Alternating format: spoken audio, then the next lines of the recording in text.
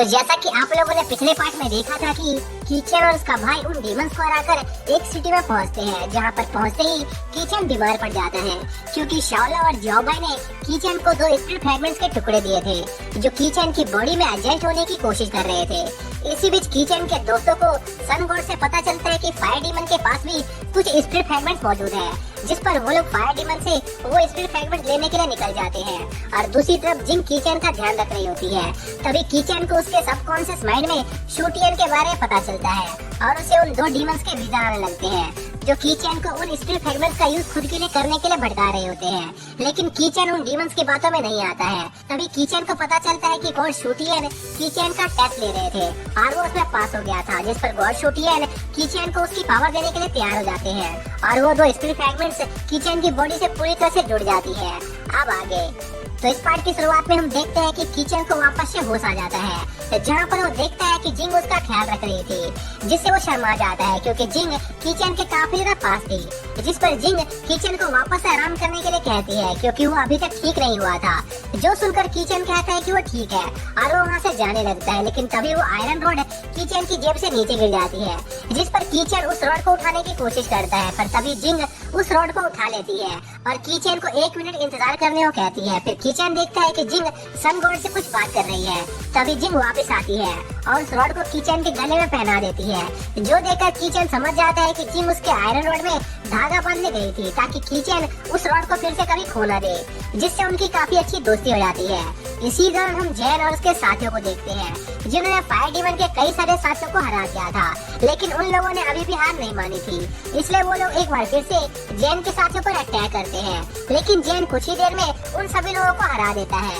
फिर वो सभी आगे की तरफ बढ़ने लगते हैं और एक रूम में पहुंचते हैं जहां पर उन्हें कुछ पेंटिंग नजर आती है जो उन्हें थोड़ी अजीब लग रही थी क्योंकि उस पेंटिंग में एक खूबसूरत महिला थी। तभी वहां पर एक आदमी आता है जो उन लोगों से कहता है कि उन लोगों की नजर काफी अच्छी है क्योंकि उस पेंटिंग में जो लेडी थी वो इस दुनिया की सबसे खूबसूरत लेडी थी। तभी जैन उस आदमी से पूछता है कि आखिर वो कौन है, जिस पर वो आदमी जैन को अपने बारे में बताने से मना कर देता है, जो सुनकर जैन समझ जाता है कि वो आदमी फायर डीमन है, इसलिए वो उस पर अटैक कर देता है। पर वो आदमी अपने एक अटैक से ही जैन को पीछे उड़ा देता है, जिसके बाद वो आदमी उन लोगों को मारने के लिए धीरे धीरे उनकी तरफ बढ़ने लगता है और उनसे कहता है कि जो स्पिरिट फ्रैगमेंट तुम ढूंढ रहे हो वो मेरे अंदर है और अगर तुम में दम है तो तुम मुझसे वो लेकर दिखाओ। जो सुनकर जैन को गुस्सा आ जाता है और वो उस आदमी पर अटैक कर देता है, पर वो आदमी जैन के अटैक को बड़ी आसानी से ब्लॉक कर लेता है। तभी वो आदमी जैन पर अपना एक अटैक करता है, जो देखकर शाओला और जाओबाई बहुत ज्यादा डर जाते हैं क्योंकि वो अटैक बहुत ज्यादा खतरनाक था। लेकिन तभी वो आदमी देखता है कि जैन की वो स्वॉर्ड उसके अटैक की पावर को अब्सॉर्ब कर रही थी, जो देखकर उस आदमी को गुस्सा आ जाता है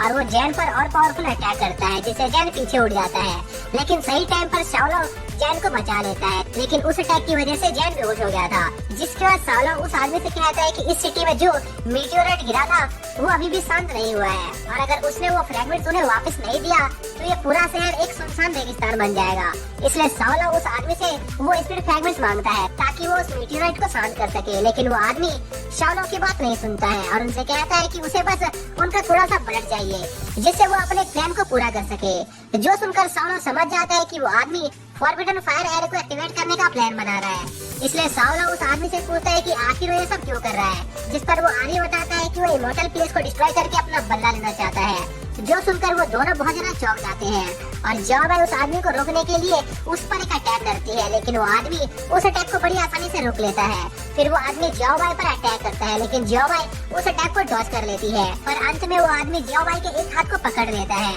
जिससे जाओबाई का वेपन विस्फोट होने वाला होता है क्योंकि उस आदमी के अटैक की वजह से जाओबाई का वेपन बहुत ज्यादा गर्म हो गया था। जिस पर शाओला जाओबाई के वेपन को ठंडा करने की कोशिश करता है, लेकिन तभी वो आदमी जाओबाई पर अटैक करके उसे पीछे उड़ा देता है, जो देखकर वो आदमी बहुत खुश हो गया था क्योंकि अब फाइनली वो अपने सपने को पूरा कर सकता था। तभी जैन वापस से होश में आ जाता है और उन लोगों को वहाँ से जाने को कहता है क्योंकि उस आदमी को शाओला और जाओबाई का ब्लड चाहिए था और अगर वो आदमी अपने मकसद में कामयाब हो गया तो बहुत बड़ी मुसीबत आ जाएगी। जिसके बाद वो आदमी जाओबाई पर अटैक करता है, लेकिन जैन बीच में आकर उस अटैक को रोक लेता है और जाओबाई को वहाँ से जाने को कहता है, जिस पर शाओला और जाओबाई को न चाहते हुए भी वहाँ से जाना पड़ता है और जाते वक्त जाओबाई जैन को मरने से मना करती है। इसी दौरान शहर के लोग देखते हैं कि उनके शहर के फैक्ट्रीज में आग लग गई है, जिसकी लपटें पूरे शहर में फैल रही होती है, जिससे लोग डर के मारे इधर उधर भाग रहे होते हैं। तभी कीचन और उसके साथियों की भी नजर उस जगह पर जाती है, जिसे देखकर वो लोग बहुत ज्यादा हैरान होते हैं। वहीं दूसरी तरफ जैन अभी भी उस आदमी से लड़ रहा होता है।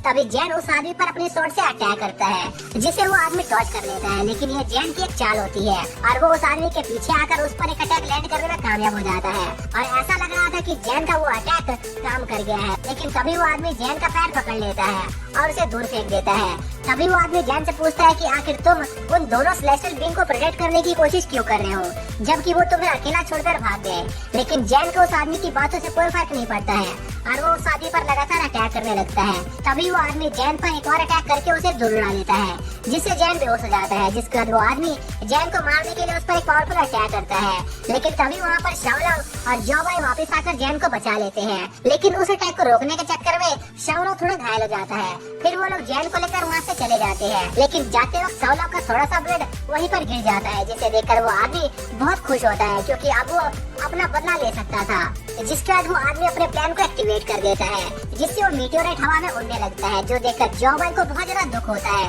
क्योंकि उसे लग रहा था कि वो आदमी इमॉर्टल पैलेस को तबाह कर देगा। लेकिन तभी शाओलॉन्ग जोबाई को चिंता करने से मना करता है क्योंकि शाओलॉन्ग के हिसाब से इमॉर्टल पैलेस के चारों तरफ काफी ज्यादा हीट होती थी और वो मीटियोराइट करीब 100 सालों से वहाँ पर पड़ा हुआ था, इसलिए वो मीटियोराइट काफी ज्यादा कमजोर हो गया था। और अगर वो डीमन उस मीटियोराइट को इमॉर्टल पैलेस की तरफ भेजेगा तो इमॉर्टल पैलेस के करीब पहुँचते ही उस मीटियोराइट के काफी सारे टुकड़े हो जाएंगे, जिससे इमॉर्टल पैलेस को कोई नुकसान नहीं होगा। इसी दौरान वो आदमी उस मीटियोराइट को ऊपर की तरफ पुश करना जारी रखता है, लेकिन तभी वो सभी मीटियोराइट उल्टा उस शहर पर आकर गिरने लगते हैं, जो देखकर शाओलॉन्ग और जोबाई वहाँ से भागने लगते हैं। और यह सब देखकर उस आदमी को बहुत गुस्सा आता है क्योंकि उसका प्लान फेल हो गया था। इसी दौरान हम कीचेन को देखते हैं, जिसे जैन की बहुत ज्यादा चिंता हो रही होती है, जिस पर जिंग कीचेन से कहती है कि उसका भाई जैन बहुत ज्यादा ताकतवर है, इसलिए उसे कुछ नहीं होगा। तभी उनके ऊपर एक मीटियोराइट आकर गिरता है, जिससे वो लोग बार बार बचते हैं, जिस पर सन गॉड उन दोनों को उसके शेल्टर में चलकर छुपने को कहता है, जिस पर वो सभी शेल्टर की तरफ जाने लगते हैं। लेकिन तभी कीचेन को एक छोटी सी बच्ची दिखाई देती है